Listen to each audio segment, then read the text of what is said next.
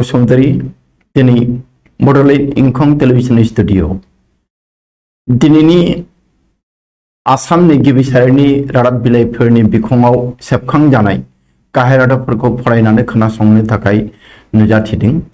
थांनाय सानथामा नेट गैयैनि थाखाय बे हाबाफारिखौ फोसावनो हायाखैमोन।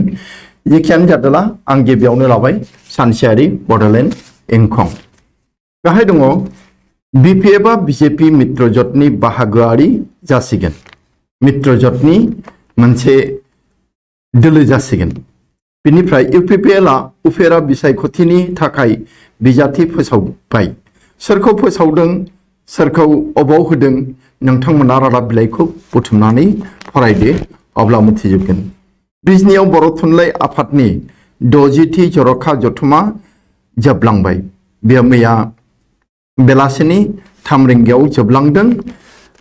बेहाय जोंनि आसाम आयेन आफादनि बुंथिगिरि मानिनां बिश्वजित दैमारी आरो बिटिआरनि चिफ प्रमद बर'आबो नुजाफैदोंमोन।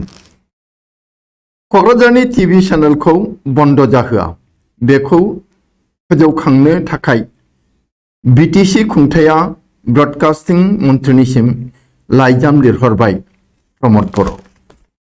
थारैनो क'क्राझार बे टिभि चेनेला बेयो नंगुबै टिभि चेनेल नङा नामा, बा आबुं टिभि चेनेल नङा नामा? बे शेरमान आलीखौ दोलोनिफ्राय एरख'नो कंग्रेसनि बिधायिनी दलनि बिथांखि। कंग्रेस दोलोआ एसेबां गाज्रि बदनाम मोननाय आरो एरेस्ट जालायनाय, जेल जालायनाय बिजाथिखौ बा बे एमएलएखौ गावसोरनि दोलोनिफ्राय एरख'नो थांखि लादों। गिबि मन्थ्रिखौ गावथारनो हुमखि होग्राखौ हमबाय। एबो सोरबा दुथाङा बे हुमखिखौ होदों। हुसेन होननाय सासेया गुवाहाटीआव लेङाइ हादोरगिरि भेंकाया नायडू।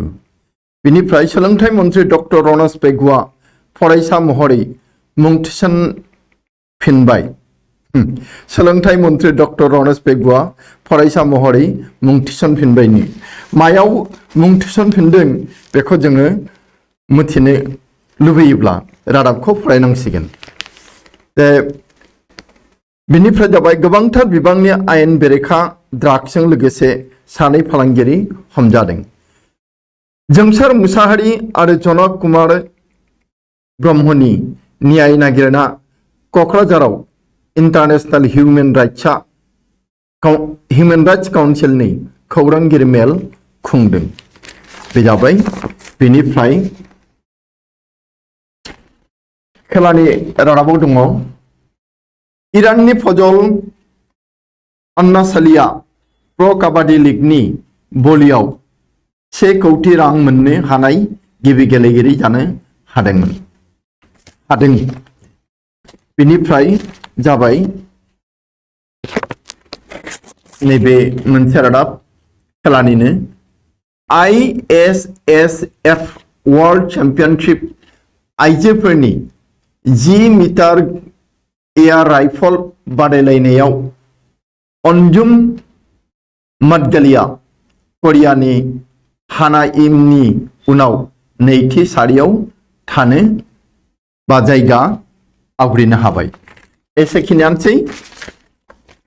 बिनिफ्राय जों थांदिनि दाना अग्रदूत रादाब बिलाइयाव बेहाय दङ अखमर सौन्दर्यत अभिभूत नायडू। जोंनि लेङाइ हादोरगिरि भेंकाया नायडूआ आसामाव फैदों आरो आसामनि मिथिंगायारि जि समायना बेखौ नुनानै बिथाङा जोबोद गोजोननाय मोनदों। बेनिफ्राय जाबाय मा उपनिर्वाचनत 58,000 अधिक भोटत बिजयी तृणमूल नेत्री ममता। बिराट भोटआव देरहाबाय, दाखालि जानानै थांबाय, सानबायबो आरो बेहाय ममता बेनार्जीआ देरहाबाय। 58,000 बांसिन भट मोननानै बियो बीजेपीनि सोद्रोमाखौ फेजेननानै देरहाबाय ममता बेनार्जीआ। बेनिफ्राय दुधिनर आरक्षी जिम्माले विधायक चेयारमैन निलम्बित करिब कांग्रेसे साननैनि थाखाय बे पुलिसनि जिम्मायाव थाहैनांदों चेयारमैन आलिया। बियो गाज्रि खोथा बुंदोंमोन बेनि दायाव। राज्यत प्रति बोसोरे 52,000 लोकर देहत चिनाक्त है कर्कट रोग। जोंनि जि हादोरसा आसाम बे गोबाङानो केन्सार बेमाराव गोग्लैयो आरो होनदों मा बोसोरसेयाव 52,000 मानसिनाव केन्सार हमनो मोनो। बेनिफ्राय जाबाय मा अथाय हागरत धलपुरर 175 गराखि छात्र छात्री सय शिक्षकर भबिष्यत मा जागोन। दाखालि जे इभेक्सन जालांबाय बेहाय स्कुल आरि दंमोन आरो बेहाय गोबां फरायसाफोरा फरायोमोन बायदि बायदि थाखोआव गासै 175 आरो फोरोंगिरिया जाबाय 6 बिसोरनि इयुनाव मा जागोन नैबेखौ लानानै गिख्रंदों। बेनिफ्राय जाबाय मा उपनिर्वाचनाव कांग्रेस अखम जातीय परिषदर आनुষ্ঠাनिक बुजापरा सम्पन्न। जे अखम जातीय परिषद आरो कांग्रेसनि गेजेराव बुजापरा जाबाय। बिनि उनाव जाबाय गखाइगाव तामुलपुरर उपनिर्वाचन प्रार्थी घोषणा UPPL BTCनि मोन्नैबो बियाबावनो MLA बियाबावनो बिजाथि होगोन। दा गसाइगावनिखौबो फोसावबाय आरो तामुलपुरनिखौबो फोसावबाय। बे दा गसाइगावनियाव दारायगोन एबसुनि आगु नेहाथारि MCLA मोन जे जिरन नार्जारी। बेनिफ्राय खौराङा जाबाय प्रमोद तरित ड्राग्सर पार्टी अंखलै ग्रेप्टार शाहरुख खानर पुत्र आर्यन। शाहरुखनि फिसाला आर्यन खाना ड्राग जानायनि दायाव हमजादों। बेनिफ्राय दिनैनिखाय पाटदान सासाराम रेल स्टेशनाव बिहारनिया बे मोनसे बिराद मोजां गुन जे बे IAS IPS आनजादफोराव माबोरै पास जानो हायो बेफोरखौ जोबोद जर होयो फोरोङो। सरकाराबो बिना फैसायावनो कचिं होयो। बे जोबोर मोजां। आसामाव बेखौ जों मोननो हायोब्ला जोंनिफोराबो जोबोद दावगानो हागोन। साब्रै साबाबाबो पास जानो हागोन। बिनि उनाव जाबाय मा क'क्राझाराव 2 जन युवक हत्यार तदन्त। बे जोंसार मुसाहारिमोननिखौ आरो फेक एनकाउन्टाराव थैनाय गावथार जानाय। पानेश्वर ग्रेप्तार नकरात आंतरराष्ट्रीय मानवाधिकार परिषदर खब इंटरनेशनल ह्यूमन राइट्स कमिशना बे पुलिस अफिसार पानेश्वरखौ हमैनि थाखाय दुखु फोरमायदों। गोमानाय फोरमायदों मानो हमाखै। बेनिफ्राय जाबाय मा नैबे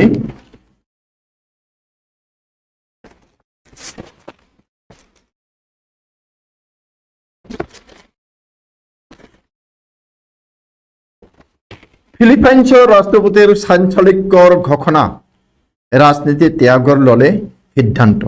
फिलिपाइन्सनि हादोरगिरिया राजखान्थिखौ नागारसिगोन होननानै हरखाबनो फोसावो आरो बेहाय गोबां मानसिया गोमोदों। आफगान भूमित एबार विद्यालयत प्रवेश निषिद्ध हल महिलार। एबार स्कुलफोरावबो आइजोफोरखौ आफगानि आइजोफोरखौ थांहोलिया बिसिनि थाखाय दरजा बन्द खालामनानै होबाय तालिबानफोरा। बेनिफ्राय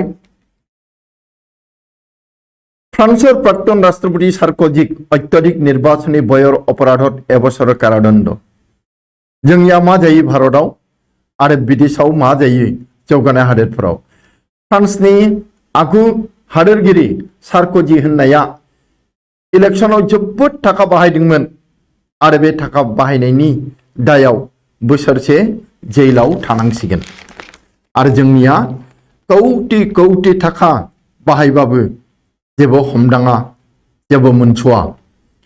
17 অক্টোবৰত অনুষ্ঠিত হ'ব ইউজিচি নেট 2021 পৰীক্ষা ইউজিচি নেট আনজাদা 2024 बे नेट आनजादा द'आव नङा 17 अक्ट'बरावसो 17 अक्ट'बरावसो जागोन बेनिफ्राय तालिबाনৰ देरमहिया हाखনত आफगानिस्तान बिरुद्धে पाले दारिद्र आंखाल कि आंखाल तालिबानफोरनि जि शासन खुंनाय आफगानिस्तान बारा गोबाव जायाखै 1.5 मासल' जादों बेहायनो बेसेबांबा आंखाल आरो मानसिफोरा गावनि गथ'फोरनो फानदों उदैनि ओंखामनि थाखाय सन्त्रास आक्रमणर आतंकर माजत जम्मुत पाकिस्तानी ड्रनर अस्त्र निक्षेप ओजोंहाय थिउरियाफोरनि गाग्लोबगोन आरो बे एखे समावनो पाकिस्ताननि ड्रना जम्मु काश्मीराव हाथियार गारदों बेनिफ्राय हिमाचल प्रदेशर उपनिर्वाचনৰ प्रतिद्वন্দ্বিতা কৰিব পাৰে अभिनेत्री कंगना राउता हिमाचलनि उफेरा बिसायख'थियाव बेयो दारायनो हागौ सुइजारलेण्डत कभिड प्रतिषेधक लले सिनेमा रेस्टुरेन्ट टिकट उपहार माबायदि होनदों जे सुइजारलेण्डआव ओरैबायदि खालामदों जायनो कभिडनि भेक्सिन लागोन बेनिनो सिनेमा नङाबा रेस्टुरेन्टनि फ्रि टिकेट होनाय जागोन कुपन होनाय जागोन सिनेमा नायनो मोनगोन बेनिफ्राय रेस्टुरेन्टआव जानो मोनगोन बे रोखोमनि आग्रासन प्रतिरोध কৰিবলৈ চীনক সকিয়নি দি লাডাখত বজ্ৰ নিয়োগ ভাৰতৰ যে চীনা গাग्लोबहां खालामगासिनो दं भारताव जेन बारसिनगोन बे हालोदावनो भारतआ चीनखौ सांग्रांथि हरदों साबधान आरो बे सांग्रांथि हरनानै सिमनायाव जोंनि सोरखारा बज्र होननाय बे माबाखौ मिसाइलखौ दोनहैदों बेनिफ्राय पुনৰ 2 लालु पुत्रर মাজত সংঘাত तेजस्वीक লৈ तेजप्रतापर सानचालिकर मन्तव्य मा होनबावनो बिफा सासे बिमा सासेनि फिसा बिदा फंबायनि गेजेराव राजखान्थिनि मासिखौ लानानै बिराद दाङाबाजि नांलायनाय आगोलावबो नांलायखांबाय गेजेराव गोरोबबाय आरो दा नांलायफिनबाय क्षेपणास्त्र परीक्षणक লৈ राष्ट्रसंघर जरुरी बैठकत समालोचना उत्तर कोरियार नर्थ कोरिया सा कोरियाया इउएनअखौसो सोंखारिदों गावसा बे मिसाइल टेस्ट खालामगासिनो दं नालाय आरो बेफोरबादिखौ होबथानो सारा बुहुमावनो राहा लानांगौनि थाखाय इउएनअआ इमारजेन्सि मिटिं लेंदों बेखौ सोंखारिदों उत्तर कोरियाया बेनिफ्राय जों थांदिनि से रादाबाव बे खेलानि रादाब बिदेशर माटिर सफलतार বাবে राष्ट्रीय संगीतर লগত জাতীয় পতাকা উৰাটো স্মৰণীয় बिखाल बियो मा विदेशनि हायाव गेलेहैदों देरहादों आरो बेहाय बियो जि जोंनि जनगण मन बे मेथाइखौ रोजाबदों आरो फिरफिला माहारि फिरफिलाखौ माबादों उरायदों बेनिफ्राय जाबाय भारत अस्ट्रेलिया दिबानैख महिला टेस्ट ड्र भारत अस्ट्रेलियानि गेजेराव जि हरसान गेलेनाय क्रिकेटनि टेस्ट बियो ड्र जादों बेनिफ्राय प्लेअफर दौरत रयेल चेलेन्जार्स बांगालुरु टीमा प्लेअफनि खारथायाव बियो जायगा मोनहैदों बेखिनियानोसै अग्रदूतनिफ्राय दानिया जों थांदिनि प्रतिदिन होननाय रादाब बिलाइयाव बेहाय दङ रादाबा संहति अबिहने देशर प्रगति असम्भव बेखौ बेंकाया जोंनि जि लेङाइ हादोरगिरि बिथाङा बुंदों बेनिफ्राय बिखेक टेटत बिभ्रान्ति पाठ्यक्रमर बाहिৰৰ प्रश्न अहाक লৈ खब जि स्पेशल टेस्ट फाथिदों बेहाय सिलेबासनि बाहेरानि सोंलु फैदों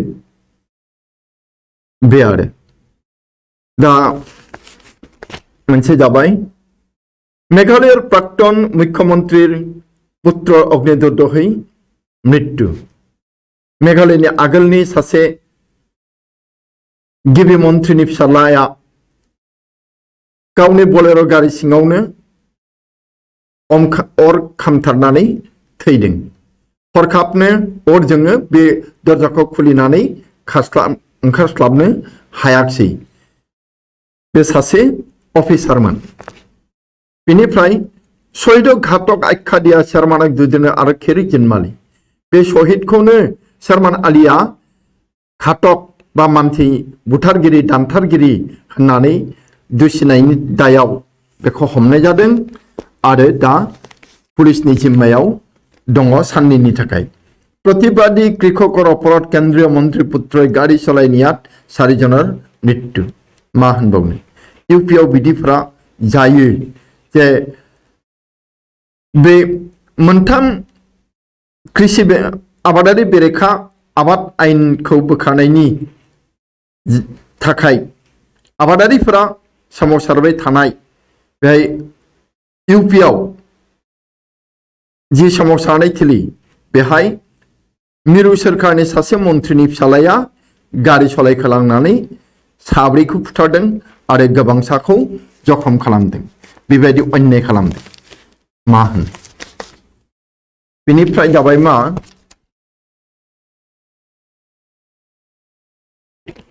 आजिरपुरा दिल्ली विश्वविद्यालय नाम भर्ती। दिनैनिफ्राय दिल्ली इउनिभारसिटियाव नाम थिसननाय खामानिया जुरिबाय। सेखिनियानोसै। बेनिफ्राय जों थांदिनि नियमिया बार्ता होननाय रादाब बिलाइयाव बेहाय दङ उत्तर पूर्वर उन्नयन शांति समृद्धि केंद्र मूल लक्ष्य। वेंकैया नायडुआ बुंदों जे सा सानजा ओनसोलनि जे हादरसाफोर बिनि जौगानाय गोजोन आरो जाफुंसारनायनि थांखियानो जाबाय गाहाय थांखि मिरु सोरखारनि।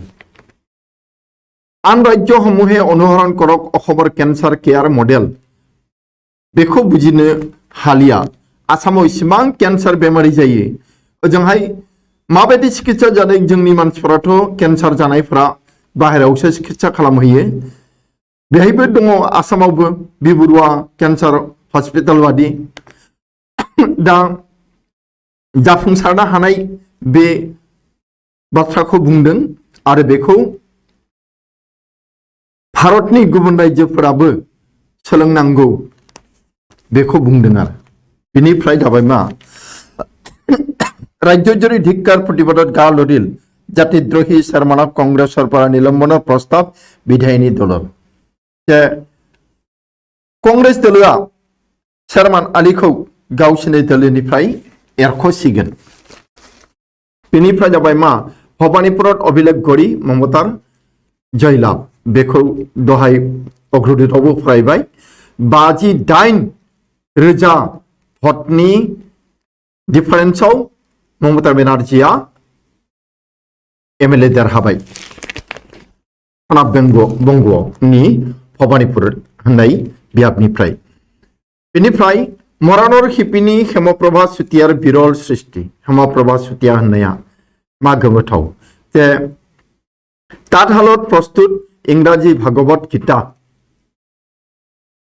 सि दादों बियो तातसालजों आरो बेहाय भागवत रनसायदों आरो बे भागवतनि रावा इंराजीसो। बे जाबाय जोङो दानिया दस्रा गुबुन रादाब बिलाइयाव थांदिनि। बे जाबाय आमार अखमाव दङ महानगरीर आईसीइउर পৰা रेलेरे हजाय पालेगै कोविड रोगी। सासे कोविड बेमारिया हजाय सौहैयो रेलजों खारखुमा लांनानै। बेयो गुवाहाटीनि आईसीइउ बे कोविड सेन्टाराव दंमोन बेमारि आरो बे खारखुमा लाङो हजाय सौहैयो। नोंथांमोना सावगारियाव नुनो मोनगोन आरो बियो रेलवे प्लेटफर्माव जनानै दंहैयो। बेनिफ्राय जाबाय जे জাঙ্ক ফুড নাখাবো শরীর চর্চা করক উপরাষ্ট্রপতির পরামর্শ। वेंकैया नायडुआ मोजां सुबुरुन होदों जे जोङो जांक फुड जानो नाङा फास्ट फुड जानो नाङा बेफोर बेमारनि बाहा। बेनिफ्राय जाबाय काबुलर मस्जिदत बिस्फोरण काबुलनि बबेबा गंसे मस्जिदाव बमा बेरहोदों। धोरोमनि जायगायावनो धोरोमगिरिफोरा बमा बेरहोयोबा गाज्रि खामानि मावोब्ला बेखौलाय मा होनबावनो। बेनिफ्राय जाबाय আজ শ্রমিকক রক্তাক্ত করিয়ে মুক্ত কোন এই হুরামত্ত রাজকন্যা দুথাं आइजो सासे मडेलनो बियो नामानो राजकन्या हरनि 2टा बारनानै हटेलनिफ्राय जौ लोंनानै ओंखारबोनानै गारि सालायदों बिराद स्पिडआव गारि सालायदों थाल थं गैया आरो लामायाव खामानि बे हर गेजेरावबो मावनांगौ नालाय लामायाव खामानिखौ बे लामायाव खामानि मावबाय थानाय 7-8 मावथिफोरखौ लेबारफोरखौ गारिजों हुख्रेमो। नाथाय सोरनि बे आखाय ना बिजेपिनि सोरबा लिडारनि फिसाजो नामा बिलाय बियो एसेबां दायनि खामानि मावनानैबाबो दा माबा जामिन मोनदों उदांस्रि मोनदों माबोरैहाय बे सोंलु जादों। बेनिफ्राय भारतर आटाइतকৈ चहकि गाव गुजरातर मधापार नोंथांमोना फराय आसरित जागोन जे बे गामिया भारतनि गुजरातनि गंसे गामि मुङा मधापार। बेहाय माने गंसे फिसा सोहोर नङा बङाइगाव बादि सोहोरनि शिबसागर बादि नोगोरनि गेजेराव जि थायो दङ बेनिख्रुइ बांसिन दङ बे गामियाव। गामिथारावनो बेंक दङ मा दङ आरो कौटि कौटि थाखा बेहाय बे बेंकफोराव डिपजिट दङ। जोबोद गोरों मानसि दङ आरो बे गामिनि गोबांसा गोरों मानसिया फरेनाव खामानि मावहैदों साख्रि मावहैयो बेनिफ्राय जाबाय मा भारत नैबे उत्तर प्रदेश प्रतिनिधि बे जाबाय दे नांलिया जों दाना थांदिनि सेन्ट्रेल होननाय इंराजि रादाब बिलाइयाव बेहाय what is modern about ancient Chanakya ancient चाणक्यनि सोमोन्दै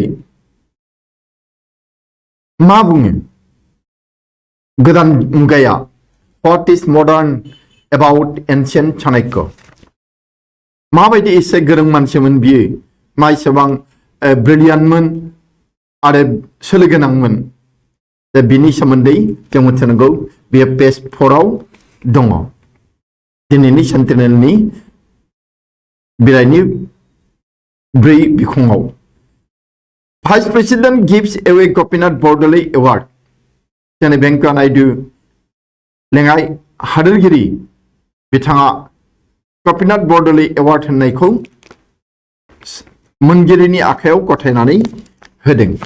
बेनिफ्राय जाबाय मा hope of breakthrough indicates old Naga peace talks before Christmas फैगौ 25 डिसेम्बर क्रिसमास बिनि सिगांनो जे नागा सुक्ति बियो जाफुंनांगौ होननानै आसा खालामदों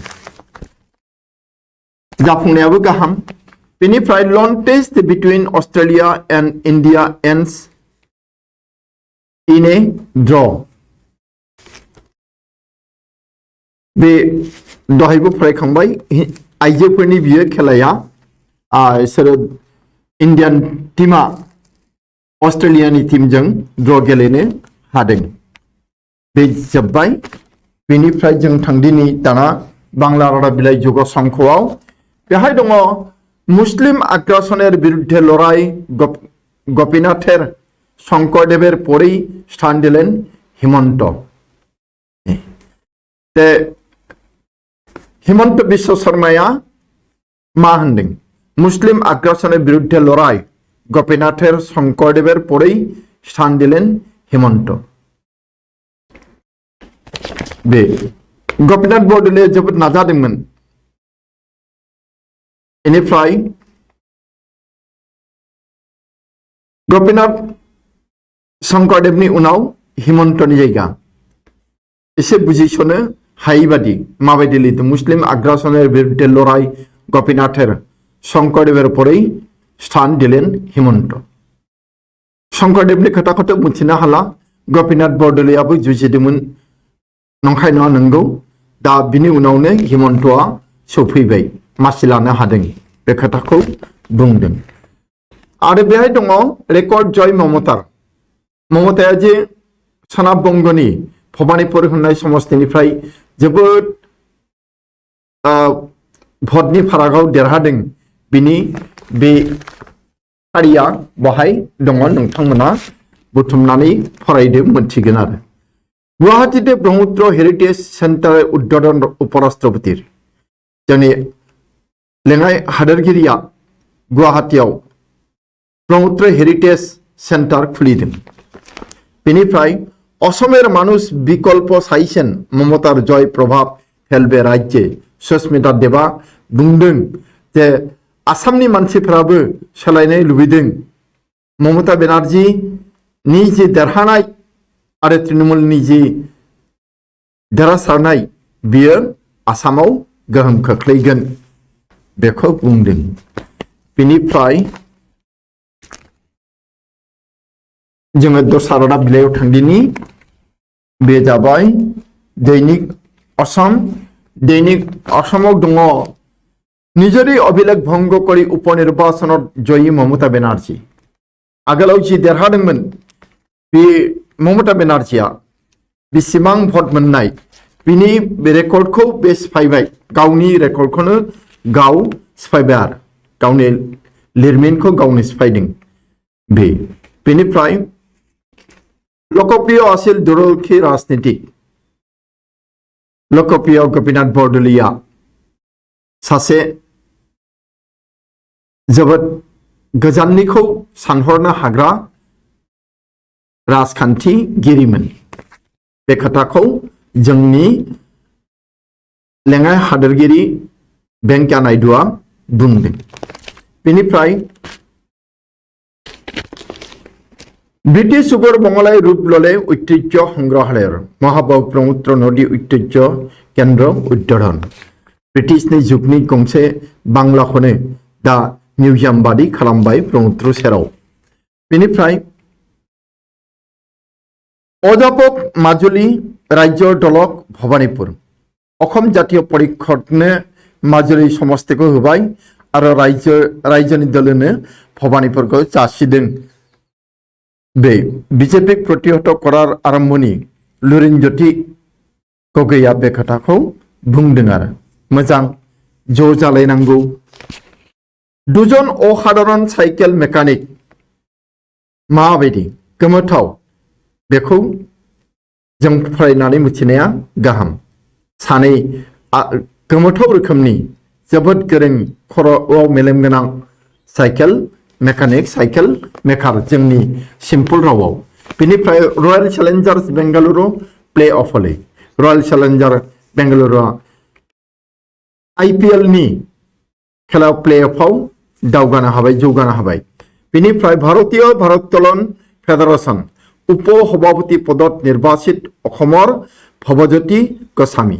आसामनि भवज्योति गोस्वामी होननाया बे जि इन्डियान वेटलिफ्टिं फेडारेशन बिनि कमिटिनि लेङाइ हादोरगिरि लेङाइ आफादगिरि जानो हाबाय।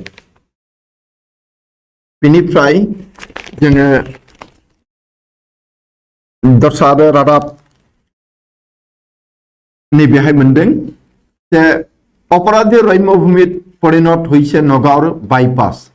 नगाঁवआ जेनिबो गाज्रि खामानिनि मोनफ्रोमबो गाज्रि खामानिनि गाहाय जायगा जानानै फैदों बे खोथाखौ बुंदों।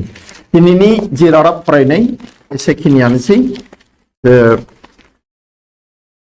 जोबथारनायाव गासिबो नोंथांमोननो खोनासंग्रा नायग्राफोरनो आंनि गोरबो सिंनिफ्राय हामलायनाय गोजोननाय आरो साबायखर बावनानै एसेखिनियावनो फोजोबबाय। गोजोन्थों।